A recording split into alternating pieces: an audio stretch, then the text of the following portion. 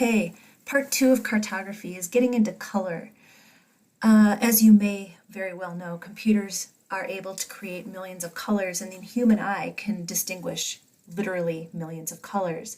But we don't want to ask people to do that all at the same time, which is usually what happens when we work with land cover. Hopefully you've seen this before. It's a classic land cover raster where literally hundreds of different land cover types are assigned different colors, and sometimes they just duplicate.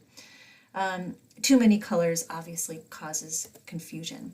Edward Tufte, who's a data visualization guru, has said, avoiding catastrophe becomes the first principle in bringing color to information. Above all, do no harm. This is a map I know I've shown before, but it's a really interesting and perfect example of doing harm. This is a map that was generated modeling ambient noise levels from a proposed wind farm that was going in Brown County, Wisconsin. And this is the map that they brought to a community meeting showing the results of their modeled projected noise from these windmills. So depending on where you were sitting on this, on this topic, it's a pretty contentious topic, these wind power. And I think that if the people that wanted to put in this wind farm brought this map, they were doing themselves a great disservice. If you were afraid that they were going to be noisy, this map would support your cause. This is a very noisy looking map. The use of red, yellow, purple, blue, it's raucous, and I think completely defeats the purpose of the people who were trying to propose this wind farm to the community. So that's what I mean by doing harm. Just realize that there is such power in the use of color. So let's talk about some color schemes. First off is qualitative. These are categorical colors or random colors. No rank, not sequential, not indicating any kind of order or rank. So these would be used for things like state names or politics or things like that. The Okabe Ito is a new one. It does a nice job because you can very easily distinguish between all 7 colors, but I think there's an issue with luminance, whereas if you squint, the yellow against the white isn't the same darkness as the dark against the white, the dark blue, and I think that causes some problems. The ggplot 2 hue set of colors is really nicely balanced. Some of the colors get a little similar. The other thing that's really nice about Okabe Ito is it's super colorblind friendly, whereas the ggplot 2 hue gets a little bit more muddled when you view it through a color deficiency synthesizer. Okay, so improper uses of qualitative or categorical color, random colors, would be any kind of ranked numeric data. These colors are incredibly random, with red and orange, which are visually very similar, mapping opposite ends of this scale. It's positive and negative. The whole thing is just terribly confusing. A population in thousands, again, a very unordered set of colors to represent values that are ranked and continuous. But this is the correct use. Obviously, you would use random categorical colors for things like land cover, and especially if they're simplified. And using intuitive colors for things like agriculture, urban areas, and forest is obviously important. All right, sequential colors. Increasing in intensity, and then you would encode this to values that are increasing or decreasing and map those together. Not always white to a color. You can also have a multi-hue where you're transitioning from one color to a next, but you want to make sure it's very clear what order they go in, and usually some kind of decreasing contrast helps tell the story. Appropriate uses for sequential color ramps are continuous values or quantities, anything with a rank. As the values increase, the color increases in intensity and contrast. Very logical way to map data like that. Diverging color ramps are what you're going to use in this first lab assignment. It means that there's a neutral color in the middle and then diverges to one color to represent one set of values and diverges the other way to represent another set of values. You need to be a little bit careful about this neutral color.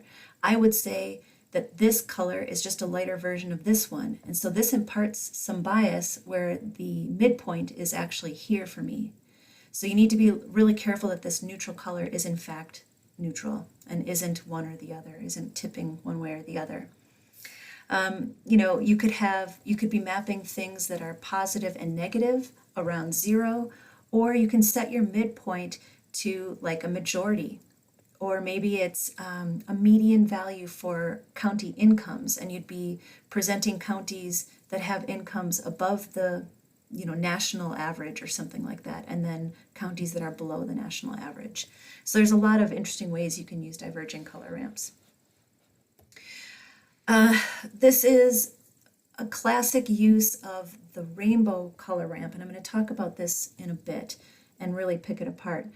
But red is typically used for heat or dryness, and blue is cold or wetness. That's very intuitive, and so this in a way works because what it's saying is low rainfall and high rainfall. The problem is if you desaturate this, you end up with some weird trends in here that don't really make sense, and I'll show you that in a second. Actually, let's just go there and we'll talk about the rainbow in a minute. But you can see here that if you desaturate these mid colors are actually lighter and lower contrast than the extremes. And that's a little bit weird because it's not a divergent color ramp, it's a sequential color ramp, or it should be. So what you end up with are these weird it just doesn't really make sense. It's dark and then it gets light and then it gets dark again. So it's really hard to understand what's happening. And desaturating happens all the time. I mean, more and more now, scientific journals are allowing authors to print in color, but it's also really expensive sometimes. And so sometimes you're forced to go to grayscale. So you need to be really careful with that conversion. All right, let's talk about the rainbow color scale. Those of you who have had data visualization should be able to rant off the 4 or 5 reasons why these are not a very effective color scheme for encoding quantitative data. Number 1, the color order is ambiguous. So because this is a cycle and the purple blends back into red, there's no way of knowing where this ramp technically starts. And there's no way for us to know if yellow is more or less than blue. We don't know what order they go in. Another problem is they're really not colorblind friendly at all. And we have this issue with luminance. Luminance is what it's called when you strip away the color and just show it in grayscale. And this is kind of like that precipitation map for Hawaii. You can see that the really light pockets, reduce contrast with the base map and creates this weird non-sequential kind of right? So the luminance can be very confusing.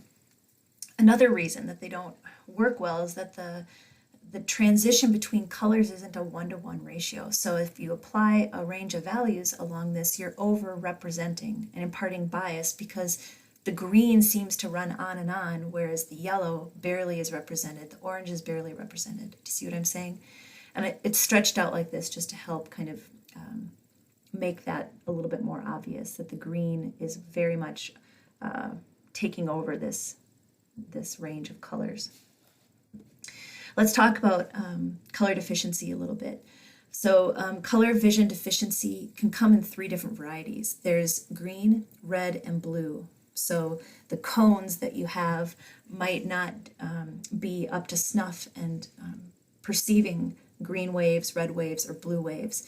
And so if we look at these 2 examples, this is the original color ramp, so a diverging color ramp, red to green.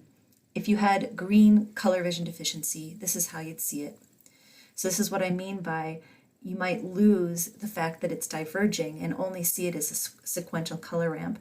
Much more so with red, and it depends on how much red and blue and yellow are in these 2 colors. But you can see here that it's even more masked, that these are 2 different colors. Blue color vision deficiency here reads it pretty well. But with a color ramp that might seem more safe, with the blue cone deficiency, you can see that we've lost the difference between the extremes here. So just one more example of that. Red to green diverging color ramp, we've lost the information. The dark greens are going to appear the same as the dark reds. So there are some options for that. You can download apps on your phone and then actually use your camera to view your maps and see the world through that filter. You can also upload images to websites, and this is a website called colorblindness.com. It's the Coblis Color Blindness Simulator. And you can set it to view your images with any, different either weaknesses or blindnesses for the different cones. Finally, traditional map elements. There are some map elements that we expect to see on maps and some that we think we should see on maps. For our purposes and for this semester, I want you to know that the date the map is created or was updated, the author or publishing organization, and data sources are required on every map or figure that you make this semester. Not on your web page as an annotation or a figure caption. It has to be right on the map. I need your image, your map image, to stand alone. And the most important thing there is a date and the data sources. But putting your name on there is really important. The things that we think are necessary aren't. Titles. A title can be an annotation or a footnote or a label or a figure caption. Legends. If you don't need a legend, don't use one. If you can label the features or make the symbology clear enough to not need a legend, that's a very good thing. Scale. Thematic maps don't need scale. If the scale isn't intuitive from the map, like there are no landmarks that you can use to intuit scale, then you might need one, but keep it simple. North arrows are almost never, ever, ever needed. On a projection where you've got a large spatial extent, they're probably going to be wrong, so leave them off. If it's a small area, you might want a north arrow, but just keep it small. Think about the intellectual hierarchy. How much information is it adding to your map? If it's not very much, if it's just a little bit of a help, then make it a little bit of your page. Okay, that's it. If you have any questions on cartography, please let me know.